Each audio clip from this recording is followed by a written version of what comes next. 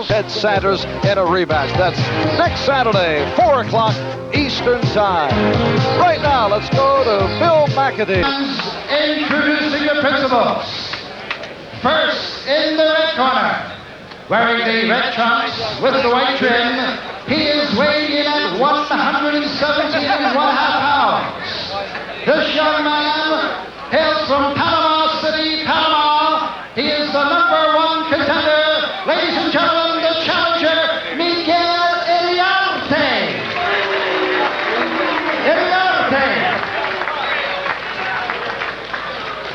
And his opponent in the blue corner, wearing the white trunks with the black trim, he is weighing in at 117.75 pounds. This gentleman hails from Philadelphia, Pennsylvania. He is the World Boxing Association Bantamweight Champion. Ladies and gentlemen, here is Jeff Chandler. The WBA Bantamweight Champion, Jeff Chandler. And this, the 6th defense of his title. He won the championship back in November of 1980 by knocking out previously unbeaten Julian Solis of Puerto Rico.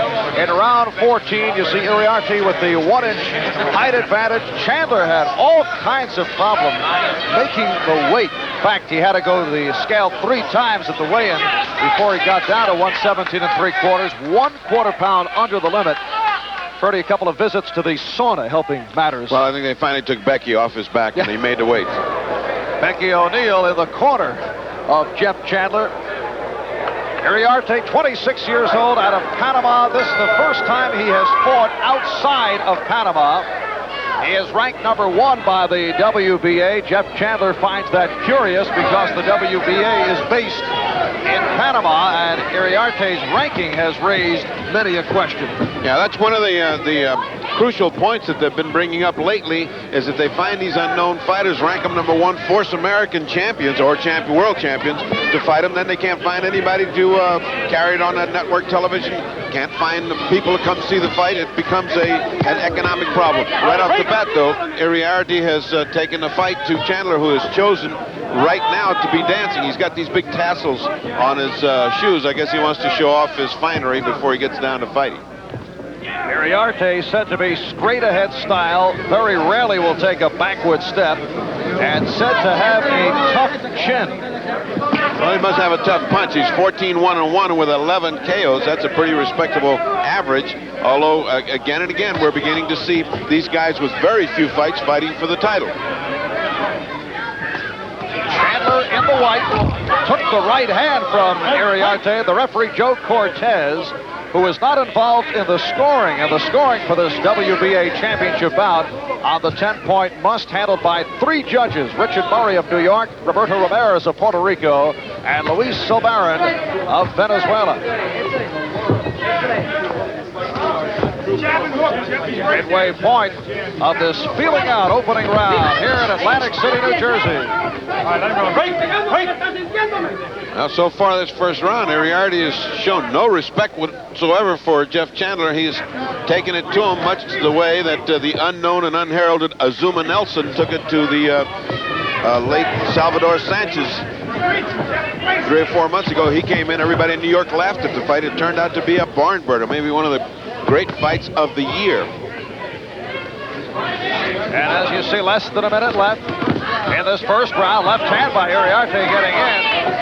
Oh, impressive work underneath by Iriarte. He is certainly serious. And below the punches by Iriarte have not been called, by a good right hand by Iriarte, have not been called by the referee Joe Cortez, who is mainly staying out of the way, as good refs should.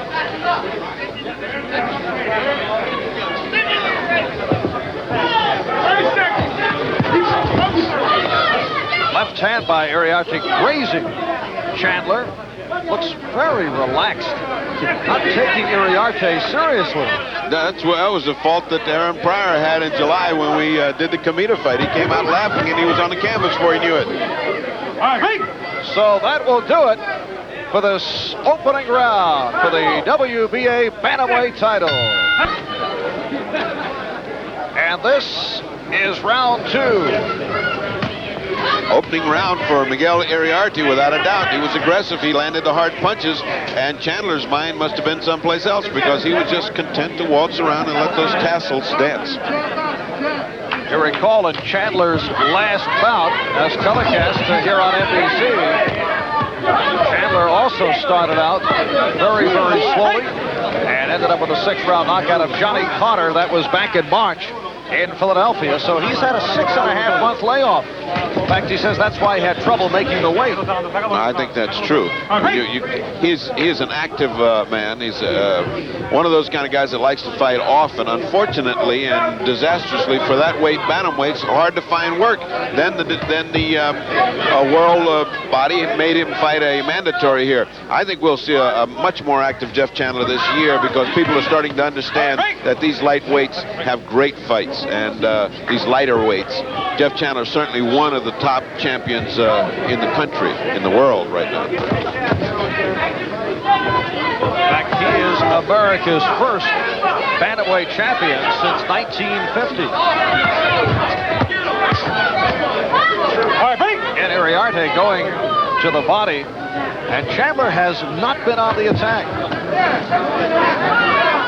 Chandler must really like to get started later and likes to feel out what the other guy has got. Right now, Iriarte took the first round. He's on the way of taking the second one here. His body attack. Look at the guy work. Iriarte's last bout was March 20th, 7th-round knockout of George Chavarria in Panama City. And again to the body and then up high, but Chandler just standing there. A lot of low blows in there, but he's working away. Look at that. Look at these low blows. No warning from the referee. Jeff does have his pants way up high. Look at that. All of those are low.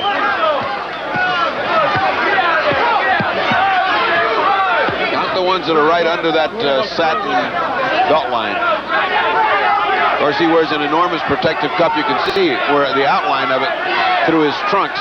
And you know those, they are not doing damage.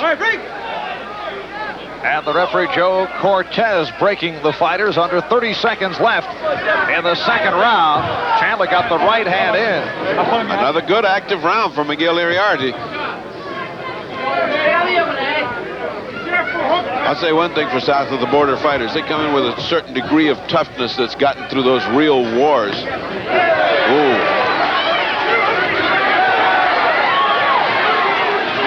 So that'll do it for round 2. Here's Jeff Chandler coming out for round 3, defending his WBA bantamweight title against the challenger Miguel Iriate of Panama. Chandler comes in at 28-0, 2 draws, 15 by knockout. Jeff, a movement fighter, good hand speed, power in both hands, but we have seen very little of it these opening rounds. So far, the only thing that's been impressive about Jeff Chandler are those tassels on his shoes. He has not done anything of note in the first 2 rounds except take a body beating by Iriarte. Now he's come out a little bit different. There are those repeated low blows. Chandler bending over. And Iriarte getting in with the combination. See that little warning? Hey, say something to him, he said. Keep getting hit underneath.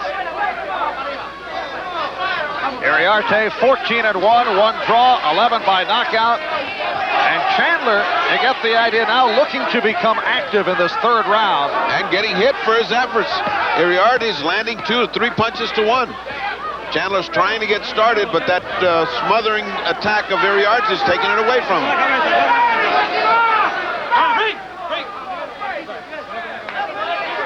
What does the fight doctor's scorecard have to this point? Well, it's a blowout for Iriarte. He is 20-18, 2 rounds to nothing. But let us hasten to add, that is Jeff Chandler's way of fighting. He just doesn't get started till the 3rd, 4th, 5th round.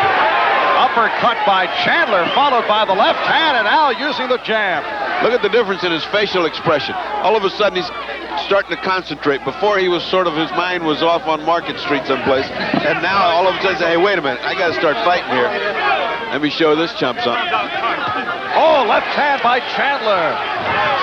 Great hook by Chandler. He's starting to get that jab in there. Right at the end of the 2nd round, he got a very stiff jab. He got butted. Chandler got butted. He warned the referee again. Twice he's talked to the referee this round. Cortez acting as if, letting them fight. And Jolton Jeff getting down to serious business finally in this third round.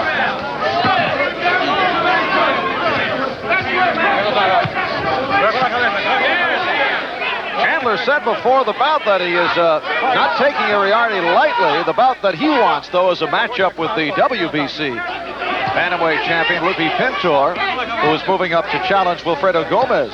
That's a nice dream bout that may never come true. Two good hooks by Chandler, but Chandler has, this round, landed the best punches, but the Iriarte's been punching in bunches 4, 5, 6, 7 times to every one of Chandler. So you go figure out how to score this one. And we are final seconds. Round 3. 1. Now that's a slip. Pacheco. This is round 4. Right at the end of the round, you saw Chandler go down, but that was a slip. And apparently, Jeff took a shot over the left eye. You see the cut over the left eye. I think that was the butt that he complained about. And frankly, we couldn't see that till he went back to the corner. It must be very little. It was not visible. And now he's got a glob of Vaseline over it, so there must be a cut there. Twice he complained to the referee, and Joe Cortez did nothing. Those were not intentional butts. They just banged heads as they came together.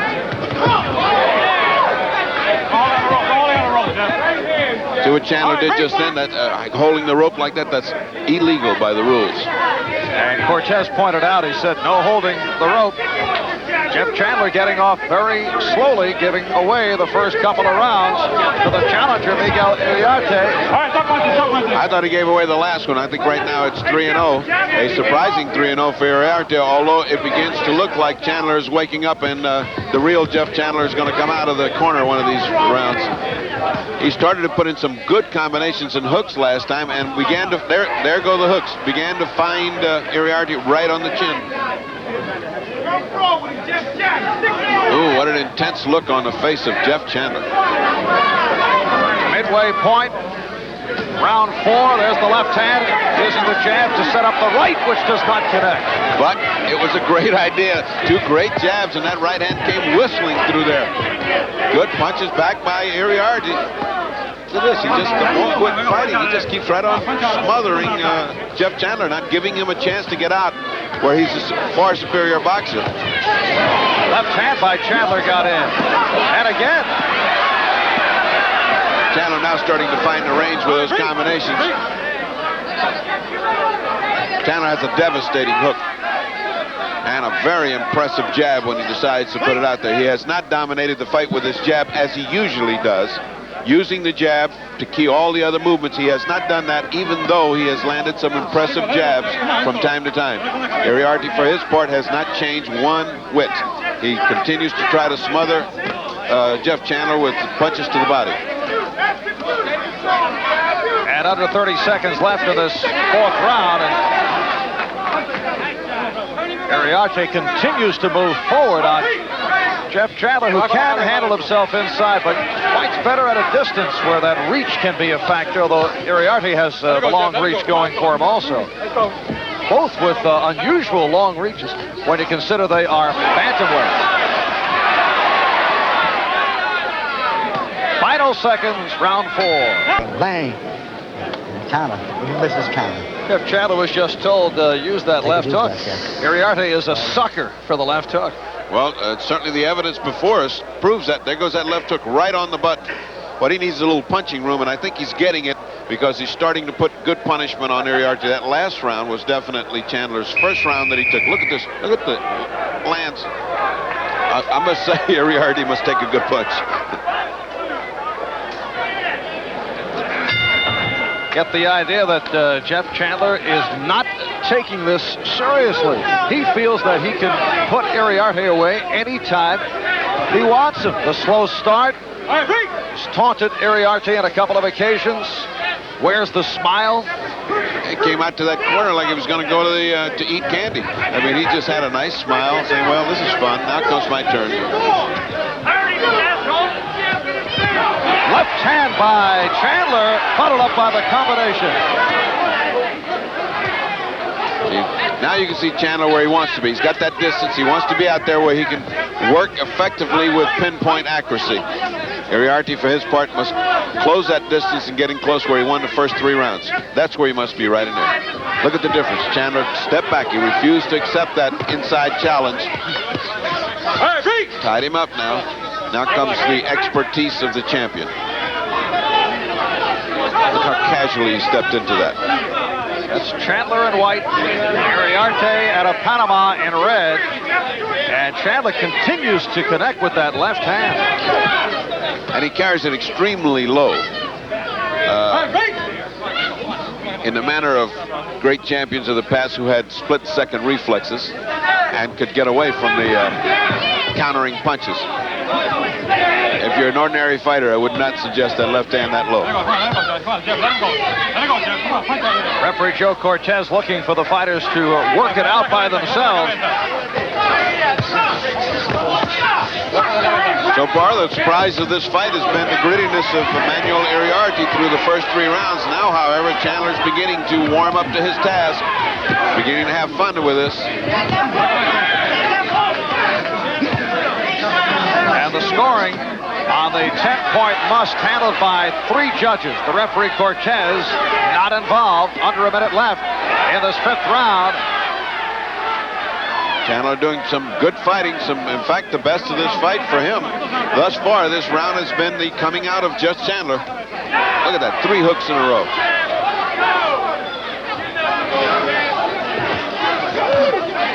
Good combination by Chandler.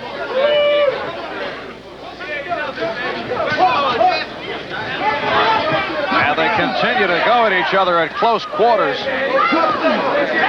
Only now the difference is that Chandler's putting in the punches at close quarters, whereas before he was content to just let Iriarte punch away with impunity, not doing anything, just letting him get tired.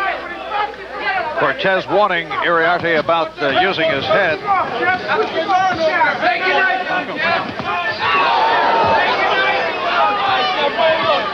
And this 5th round comes to a close.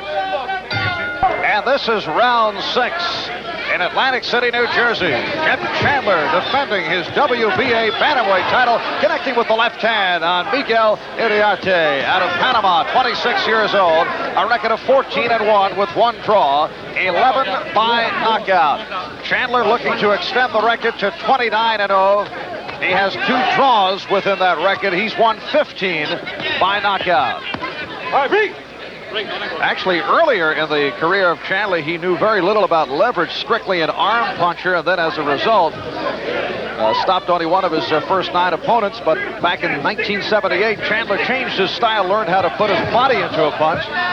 3 successive knockouts resulted, and now he is considered a knockout puncher. He definitely is. He's, for his size, a devastating puncher. Oh, good, clean right hand. His reflexes are so superior to Miguel Iriarte's. I think you can see this in the way that he picks his shots. He just sees the opening in that split second and throws a punch. That's the championship instinct.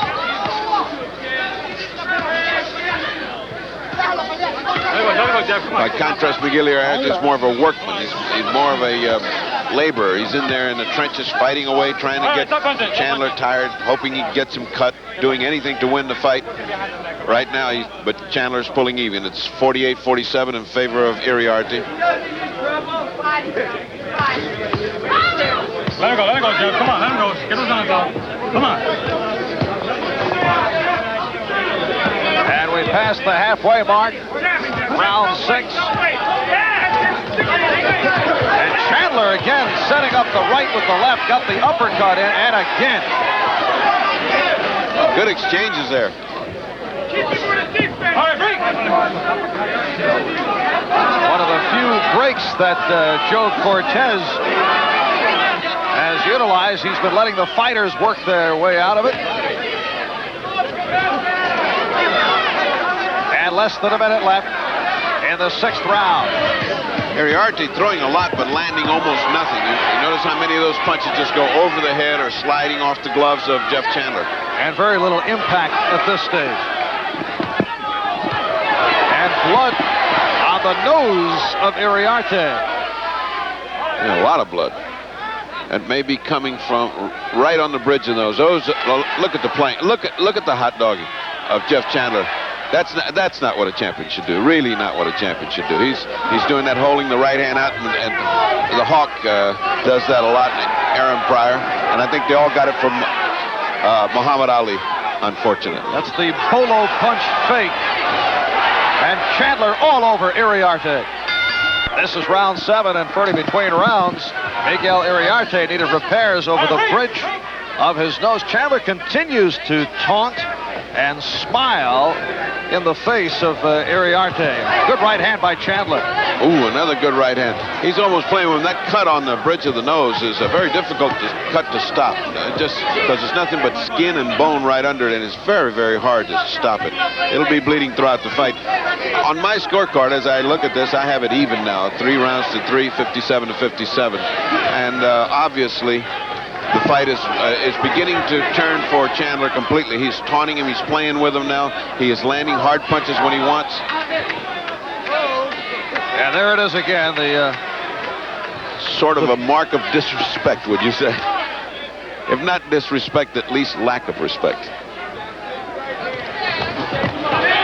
And again, Iriarte got caught. Beautiful. Left hand by Chandler to set up the right. Oh, Chandler working it just like if he was punching a bag in the gym. He's just placing his punches perfectly. Look at that. Under, over, hooks, uppercuts, everything. It's a Jeff Chandler clinic at this point. Oh, look at this.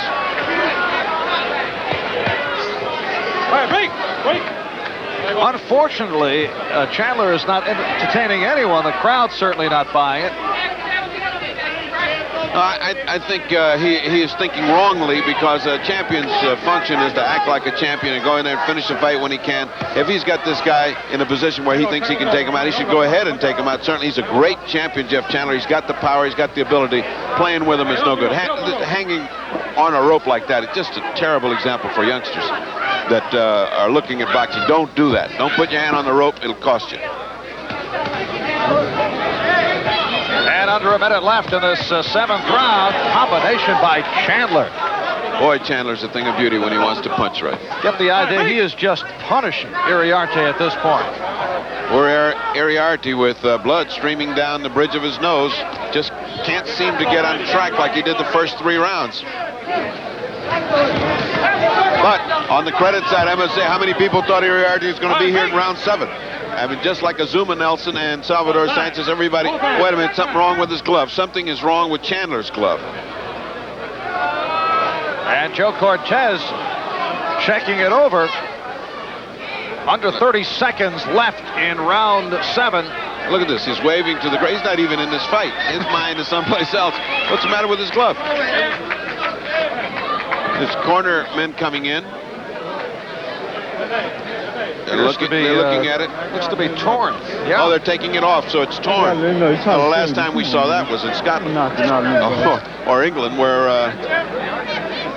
Muhammad Ali bought some time by having a cut glove or split glove against Henry Cooper when Henry Cooper had just knocked him down. And the last time in recorded history that had happened in England was when Henry VIII jammed his fist down the throat of Anne Boleyn. That's terrible. The fault should have gone to Angelo Dundee through history, but Angelo staunchly claims that no, the glove just split on the seam. The fact that he had some surgical scissors with him had nothing to do with it. Was that part of the Dundee medicine bag?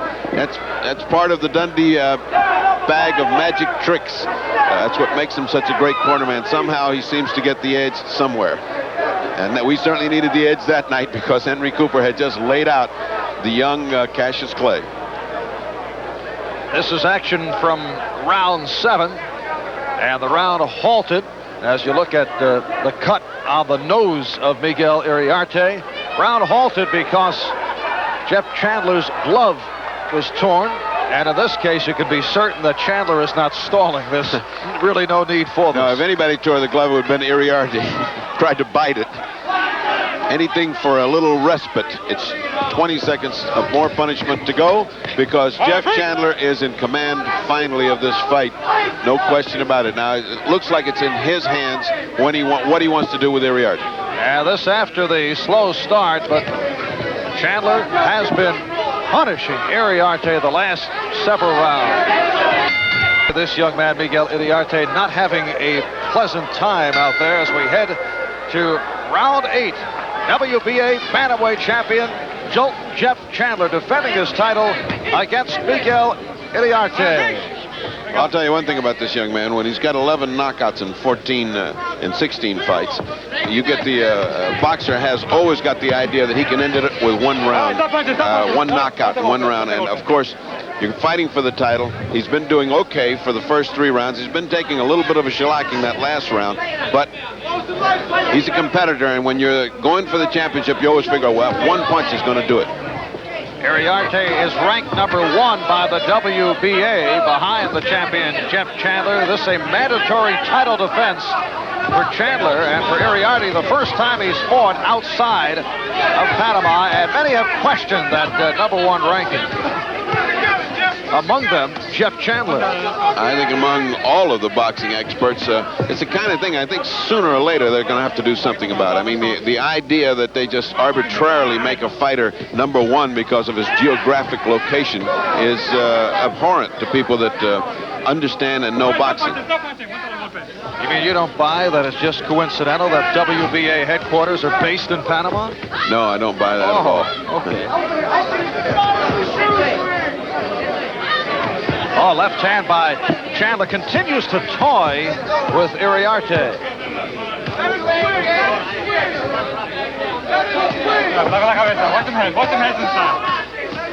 Watch the hands inside, said the referee, Joe Cortez. Both Chandler and Iriarte guilty of holding each other. Chandler just looking to pot shot now. He's got that stance where he wants to throw something hard if he sees the... Uh-oh, here comes the hot dogging again. There's the windmill. He's been utilizing the windmill and the polo and taunting tactics. Straight arm by Chandler. We have seen the entire repertoire. Oh, Iriarte got caught again.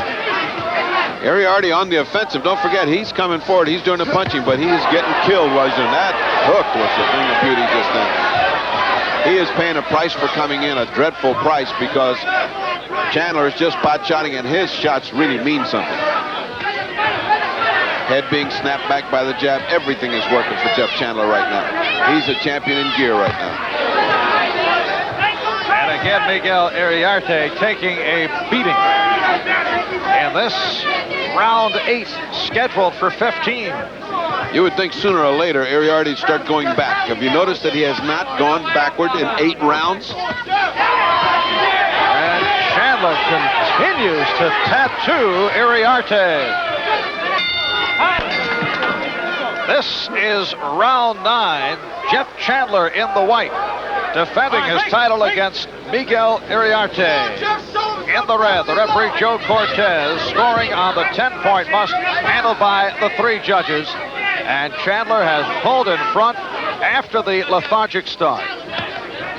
And it's all Chandler right now. I mean, you get the feeling that if he wants to press, he can finish this anytime he wants to. While Iriarte has come forward, he's come forward and paid a terrible price to do that. Iriarte's still fighting the way he did the first 3 rounds. Mocking sort of sign of derision. Here's some boos from the crowd, like saying that was nothing on the part of Chandler. Not too nice. Jeff has not exactly won this crowd over with his personality in this fight. And that is a shame, because in person he's an extremely nice, quiet, gentlemanly sort of a man, and he's got a great corner with him.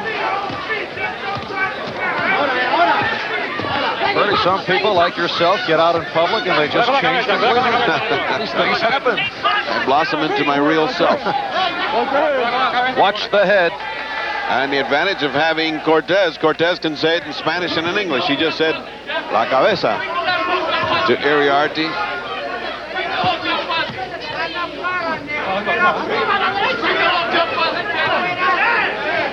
Halfway mark, round 9, a lunging right attempted by Iriarte. And now Jeff Chandler stalking at him, landing the right hand, and he's hurt. He's in trouble. Did you see his legs stiffen up? Oh, he is in trouble. Joe Cortez will be checking this out carefully. most meaningful blows of the bout thrown by Chandler.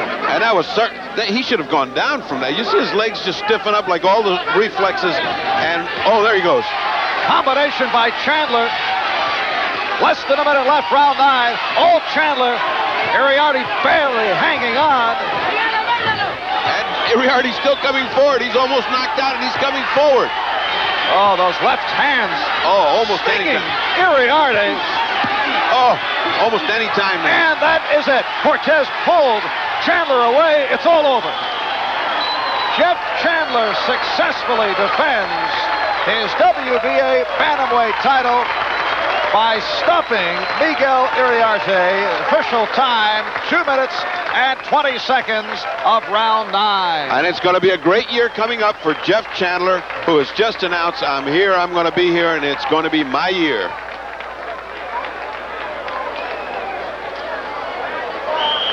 Ferdy, what do you make of the fact that Jeff Chandler is now having difficulty making the weight? What will this mean to his future? Do you see him remaining a bantamweight? Yes, I do. I don't think he has difficulty making the weight, except for this fight, which he took very, very relaxed. He wasn't even really into it. When he has to fight top competition, he has no problem with the weight. I don't think that's a problem. I think he's going to stay bantamweight. With his frame and his shape, that's just where he belongs. He could be a bantamweight for as long as he wants. Well, he did have that 6.5-month layoff since his last bout. But what do you see in the future of Chandler? What's upcoming?